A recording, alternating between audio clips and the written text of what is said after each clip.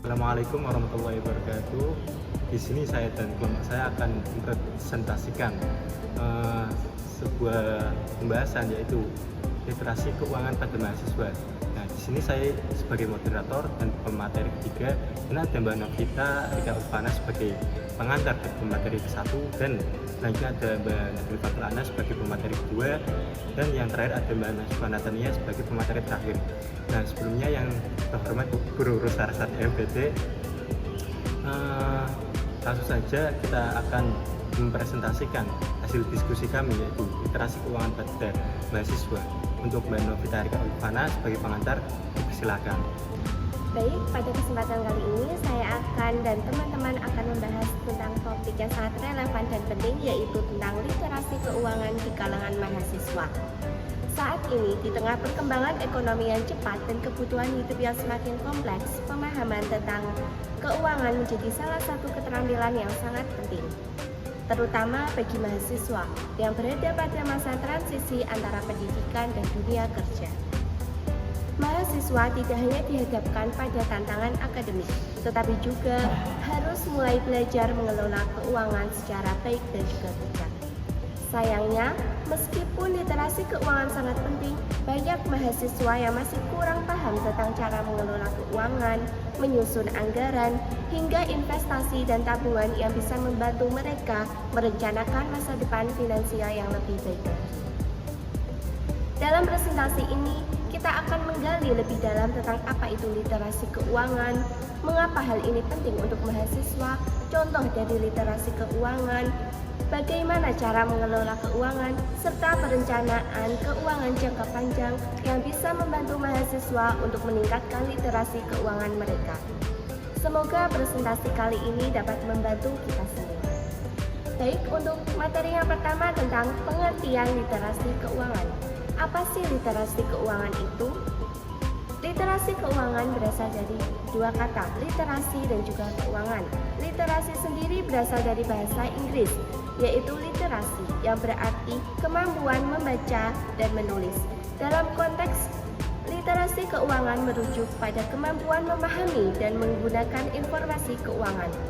Sedangkan keuangan merujuk pada segala hal yang berhubungan dengan uang, aset, dan pengelolaan sumber daya finansial. Menurut Manurung 2009, literasi keuangan adalah seperangkat keterampilan dan pengetahuan yang memungkinkan seorang individu untuk membuat keputusan secara efektif dengan semua sumber daya keuangan mereka.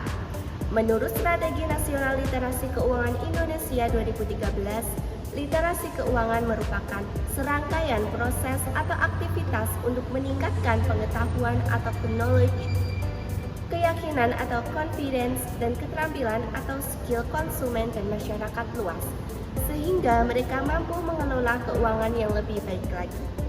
Sedangkan menurut Otoritas Jasa Keuangan 2014 atau biasa disebut dengan OJK, literasi keuangan atau finansial literasi merupakan tingkat pengetahuan, keterampilan, keyakinan masyarakat terkait tentang lembaga keuangan serta produk dan jasanya yang dituangkan dalam parameter ukuran indeks. Dari berbagai pendapat di atas yang telah disebutkan, dapat ditarik kesimpulan bahwa literasi keuangan merupakan kemampuan memahami dan menggunakan berbagai konsep dan keterampilan keuangan untuk mengelola keuangan pribadi secara efektif. Baik, di sini saya akan melanjutkan presentasi dari Mbak Rika. Di sini saya akan sedikit menjelaskan mengenai pentingnya literasi keuangan bagi mahasiswa. Nah, literasi keuangan ini akan membantu mahasiswa menelaah resiko yang akan terjadi sebelum bertindak dan memutuskan dalam hal keuangan. Kemudian di sini ada beberapa manfaat literasi keuangan bagi mahasiswa. Yang pertama itu memahami gambaran dan risiko produk dan jasa keuangan. Mahasiswa jadi tahu cara kerja dan risiko dari layanan keuangan seperti pinjaman, asuransi, dan investasi. Kemudian yang kedua, pengeluaran tidak lebih besar dari pemasukan. Mahasiswa belajar mengatur uang supaya tidak boros dan tetap cukup sampai akhir bulan. Uangnya itu tidak melebihi dari pemasukannya itu. Kemudian yang ketiga, buat tujuan dan perencanaan keuangan. Mahasiswa bisa menetapkan tujuan keuangan, misalnya beli laptop atau buat bayar kuliah, dan tahu cara mencapainya tersebut. Kemudian yang keempat, menabung. Mahasiswa terbiasa menyisihkan uang untuk kebutuhan mendadak atau keperluan di masa datang. Kemudian yang kelima, keperluan dana darurat. Mahasiswa punya cadangan uang kalau ada hal tak terduga seperti sakit atau kebutuhan mendesak. Kemudian yang keenam, ada berinvestasi di masa depan. Mahasiswa mulai berpikir jangka panjang dan menanamkan uang untuk mendapat keuntungan di masa datang. Sebelumnya terima kasih, akan dilanjutkan oleh materi selanjutnya. Nah, melanjutkan tadi dari presentasi teman kami, selanjutnya saya akan mempresentasikan yaitu contoh kurangnya literasi keuangan dan pengelolaan keuangan pribadi. Mahasiswa itu seringkali gampangnya itu boros. Nah, ada beberapa faktor yang mempengaruhi bahwa mahasiswa itu boros. Yang pertama itu perilaku konsumtif. Nah, contohnya apa? Contohnya ketika mahasiswa ada hal yang ingin dibelinya, mereka tidak berpikir panjang untuk membelinya, yaitu karena impulsif, yaitu tidak berpikir dua kali atau secara spontan untuk membelinya. Nah, contoh yang pertama itu ada tidak memiliki anggaran. Nah, mahasiswa seringkali tidak memiliki anggaran untuk kebutuhan pribadi, untuk kebutuhan yang lainnya, dan untuk kebutuhan pokoknya, dan untuk kebutuhan dari kuliahnya tersebut. Sehingga mahasiswa itu seringkali jor-joran dalam menggunakan anggaran bulanan atau anggaran dari gajinya yang digunakan untuk hal yang tidak perlu. Nah, yang kedua itu seringkali kita mendapati bahwa mahasiswa itu melakukan pinjol, yaitu pinjaman online. Nah, hal ini karena apa? Hal ini karena perilaku hedonisme mereka dan perilaku konsumtif mereka, yaitu ketika ada seperti fashion, gadget atau jalan-jalan, mereka itu seringkali memaksakan kehendaknya untuk memaksakan jalan-jalan atau membeli gadget atau fashion yang baru, sehingga ketika tidak ada dana darurat atau dana yang lainnya, mahasiswa itu memaksakan dengan pinjol yang bunganya itu terlalu besar. Nah, tidak mungkin mahasiswa sebagai yang seringkali diberikan bulanan oleh ortu itu melunasi hutang dari pinjol tersebut.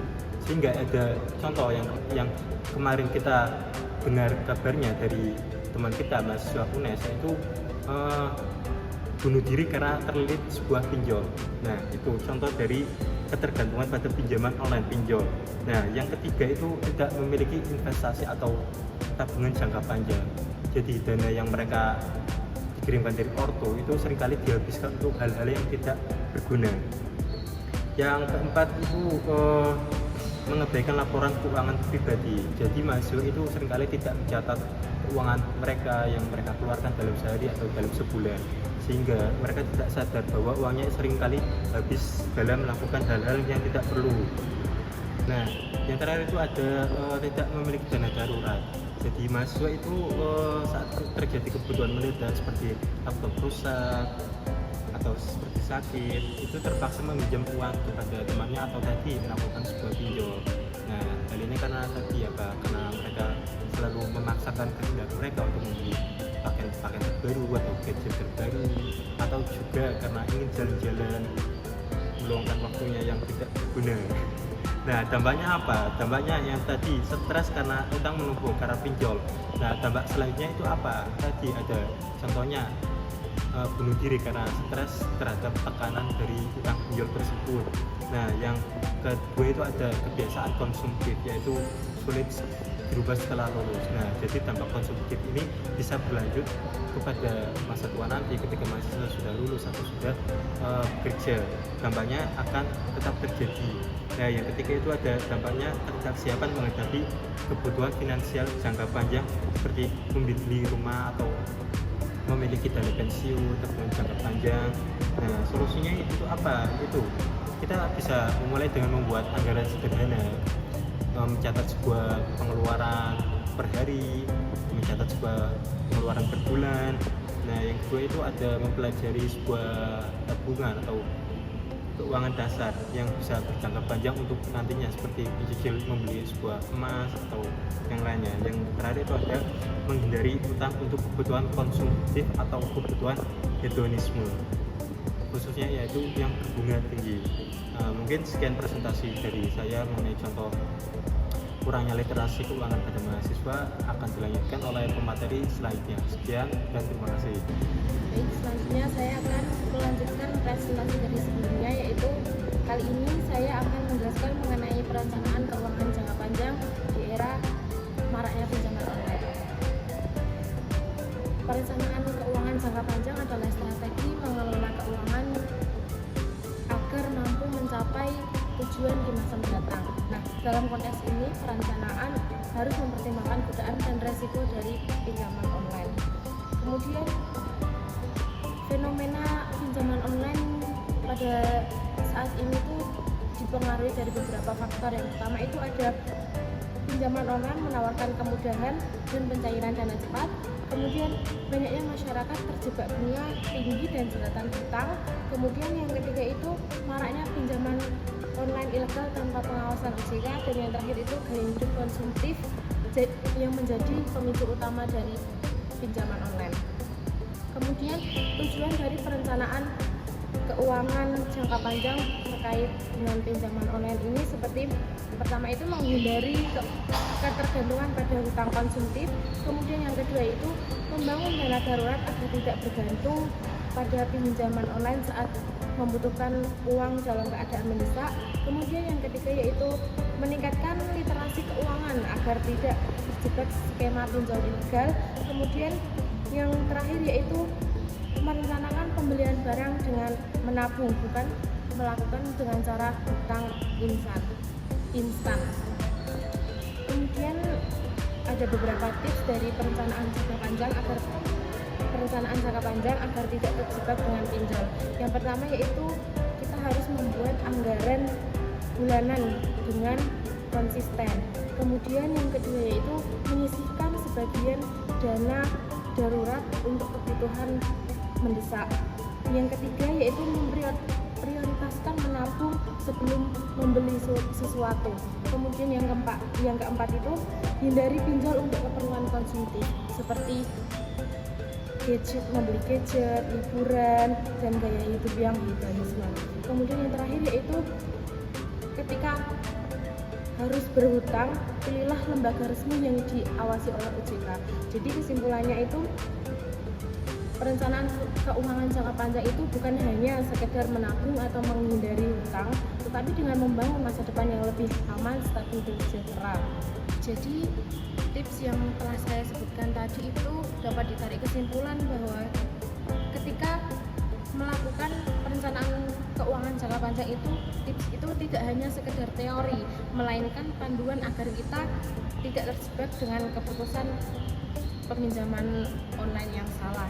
Kemudian dengan membiasakan membuat anggaran secara rutin, menabung uang secara rutin, dan menyiapkan dana darurat, kita itu dapat melindungi masa depan kita dari resiko keuangan yang bisa datang kapan saja.